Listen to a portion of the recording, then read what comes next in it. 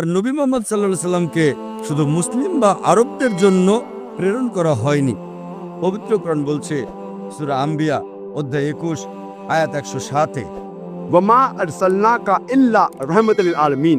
আমি আপনাকে প্রেরণ করেছি রহমত স্বরূপ সমগ্র সৃষ্টির জন্য, রহমত স্বরূপ সমগ্র মানবতার জন্য, রহমত স্বরূপ সারা পৃথিবীর জন্য। যেহেতু নবী মুহাম্মদ সাল্লাল্লাহু সাল্লাম শুধু মুসলিম বা আরবদের জন্য ছিলেন না, তিনি ছিলেন সমগ্র মানবতার জন্য আর ছিলেন সর্বশেষ নবী।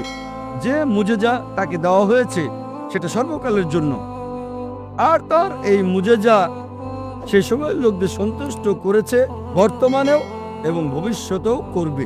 যেহেতু তিনি সর্বশেষ নবী, তার মুজেজাও সর্বকালের জন্য সবাইকে সন্তুষ্ট করবে আর যাচাই করা যাবে শেষ দিন পর্যন্ত। যদিও নবী মুহাম্মদ সাল্লাল্লাহু আলাইহি সাল্লাম তিনি তখন নিজে শত শত মুজেজা দেখিয়েছেন, তবে সেগুলোর প্রতি গুরুত্ব দেননি। আর সমগ্র মুসলিম জাতি আমরা গর্ব করি তার চূড়ান্ত মুজেজার, সেটা হচ্ছে পবিত্র কোরআন।